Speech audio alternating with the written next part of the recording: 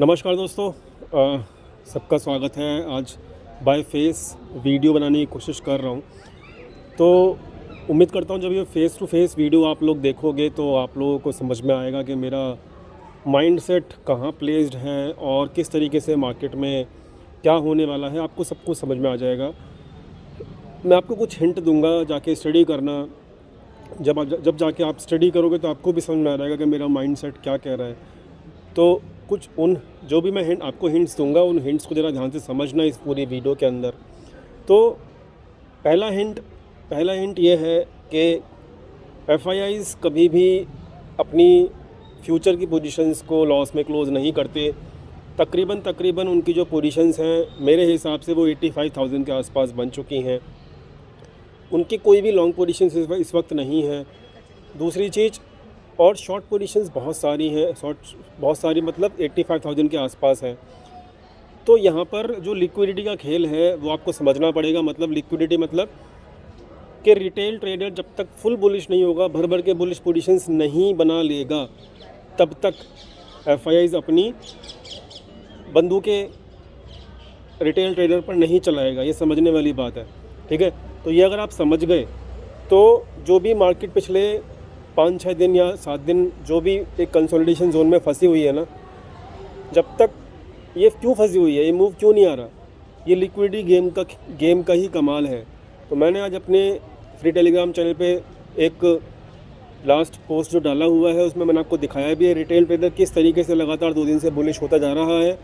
और हम लोगों को ये भी पता है कि जैसे ही रिटेल ट्रेडर 5 लाख से ऊपर बुलिश पोजीशन ले लेता है तुरंत मूव आता है। तो मूव बहुत दूर नहीं है मेरे हिसाब से। तो ये पहला हिंट था जो लिक्विडिटी का था, वो पहला हिंट था। उस लिक्विडिटी को ख़त्म करने के लिए ऑलरेडी बियरिश पोजीशंस हैं, ठीक है। तो ये मैं आपको समझा चुका।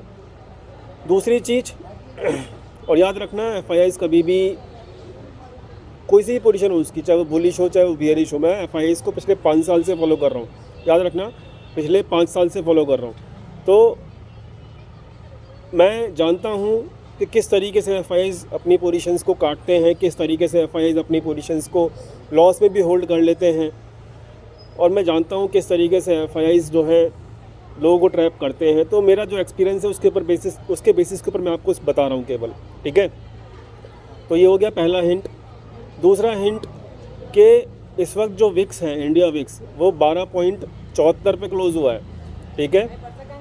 विक्स का डायरेक्टली जो कोरिलेशन होता है वो प्रीमियम के ऊपर होता है कि आपका जो प्रीमियम है वो हाई मिलेगा आपको ट्रेड करने के लिए या फिर मिलेगा लो।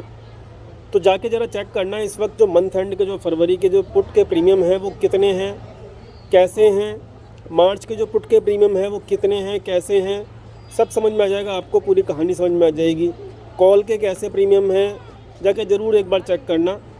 और जाके ये भी चेक करना कि लास्ट टाइम जब विक्स 12.75 के आसपास घूम रहा था तो उसके बाद क्या हुआ था, ठीक है। ये सेकंड हिंट है जो कि आपको शायद आपका माइंडसेट तैयार करने में जो है, मैं सारी बातें जो कर रहा हूँ ना, जो भी मैं सारी बातें कर रहा हूँ वो सारी बातें केवल और केवल लॉजिकल बेसिस के ऊपर कर रहा हूँ। कोई हवा में तीर नहीं मार रहा, ना ही मैं कोई भी ऐसा बात कर रहा हूँ जो उसका फैक्ट मेरे पास ना हो, ठीक है। तो एनालिसिस जो है वो पूरा लॉजिकल है, लॉजिकल के साथ साथ पूरा बेस के ऊपर टिका हुआ है। और मैं आपको केवल हिंट दे रहा हूँ, जाके खुद से रिसर्च करो, पूरा संडे पड़ा है आपके पास।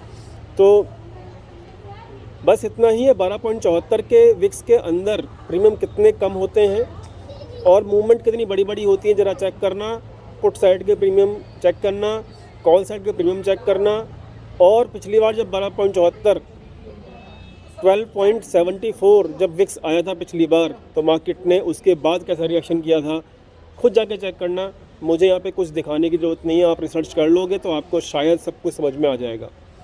तीसरा लॉजिक ये कहता है कि यहाँ पर जो आपका पंप एंड डंप की स्टडी चल रही है पिछले अक्टूबर से, क्या वो ख़त्म हो चुकी है? अब वो कैसे समझ में आएगी? वो आपको समझ में आएगी एडवांस टू डिक्लाइन रेशियो देखकर, जो डेली बेसिस के ऊपर जाके एनएससी पे चेक करना पिछले 6 महीने का एडवांस टू डिक्लाइन रेशियो कैसे चल रहा है मार्केट के अंदर, ठीक है।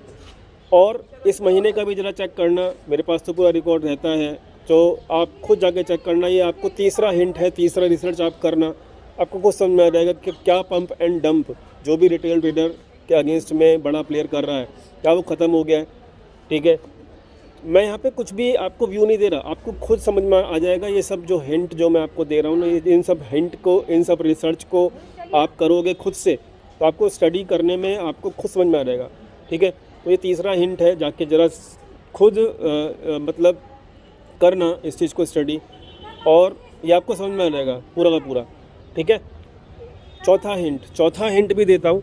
ठीक है, तो चौथा हिंट जो है वो ये है कि आपका जो ऑप्शन चेन है, ठीक है, ऑप्शन चेन है उसका आईवी जाके चेक करना, मंथ एंड का आईवी और नेक्स्ट वीक का आईवी कितना चल रहा है। ठीक है, चेक करना, आपको खुद समझ में आ जाएगा कि क्या वहाँ पर जो 10 अभी जो चल रहा है, मैं आपको बता देता हूँ, 10 या 11 का आईवी चल रहा है।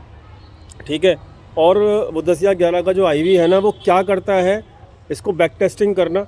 ठीक है, आपको खुद समझ में आ जाएगा मार्केट कैसे रिएक्ट करने वाला है। तो मैं आपको कोई व्यू नहीं दे रहा, कुछ भी नहीं दे रहा आज के वीडियो के अंदर, मैं बस आपको ये समझाने की कोशिश कर रहा हूँ कि मार्केट कहाँ पे प्लेस्ड है। ठीक है, कहाँ पे प्लेस्ड है, अगर आप उस चीज़ को समझ गए तो बहुत बढ़िया, नहीं समझे तो बहुत बढ़िया फिर भी, क्योंकि आधे लोग ऐसे हैं जो समझना भी नहीं चाहते। ठीक है, तो ये सब मेहनत की बातें हैं। मैं सारी डेली बेसिस के ऊपर डाटा पॉइंट कलेक्ट करके FIS को फॉलो करके आपको पूरा का पूरा निष्कर्ष देता हूँ। आज भी मैं वीडियो जो है पूरे डाटा पॉइंट के बेसिस के ऊपर ही बना रहा हूँ। It is totally your choice कि आपको उन पे भरोसा है कि नहीं। मैं आपको बता देता हूँ, जो भी डाटा पॉइंट्स मैं फॉलो करता हूँ उनका जो एक्शन है वो लेट तो हो सकता है। डाटा पॉइंट्स कैसे होते हैं? डाटा पॉइंट्स होते हैं भगवान का वरदान। भगवान का वरदान कैसा होता है कि आप मेहनत करते रहो।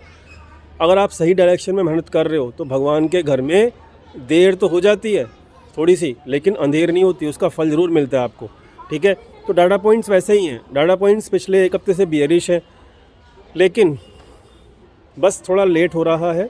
ठीक है, मूव आने में, और देर हो जाएगी, लेकिन शायद अंधेर ना हो। ठीक है, तो देखते हैं क्या होता है। जो मेरा व्यू है मैं आपको क्लियर कर चुका हूँ, आई होप आपको पता भी लग गया होगा। ठीक है, तो मैं अपसाइड रैली बिल्कुल भी नहीं खेल रहा। जो भी 200-300 पॉइंट की अपसाइड रैली 17,500 से 17,800 तक की आई है, मैं बिल्कुल भी प्ले नहीं कर रहा उसको। ठीक है, किसी को बोल भी नहीं रहा करने के लिए प्ले, और वो एक रेंज बाउंड रैली की टाइप से आई है। 200-250 पॉइंट मार्केट को अगर गिराना हो FIS को, वो केवल एक 5 मिनट की कैंडल या 15 मिनट की, आधे घंटे की कैंडल में गिरा देते हैं। आप लोगों ने देखा हुआ है बजट वाले दिन क्या हुआ था। तो it is not a big task कि वो FIS जो लॉस में है वो बहुत लंबे समय तक अपने लॉस को होल्ड करेंगे। ठीक है, उनको प्रॉफिट में क्लोज़ करना ही पड़ेगा। तो ओवरऑल जो स्टडी है मेरे को तो नहीं कहती बुलिश होने के लिए, बाकी आपकी चॉइस है। ठीक है, मुझे पता है पेशेंस अभी टेस्ट कर रहा है मार्केट, इस पेशेंस में जो टिका रहेगा उसी को रिवॉर्ड मिलेगा। ठीक है, उसी को रिवॉर्ड मिलेगा। तो बाकी आपकी जो भी सोच है उसके हिसाब से आप ट्रेड करिए। ठीक है, मेरा जो व्यू है मैं आपको क्लियर कर चुका हूँ। जो मैंने आपको रिसर्च दिया है, 4 पॉइंट जो मैंने आपको समझाए हैं, उन 4 पॉइंट के रिसर्च ज़रूर कर लीजिएगा, आपको हेल्प मिलेगी। ठीक है, बाकी मिलते हैं मंडे को। Thank you so much for watching this video. Thank you.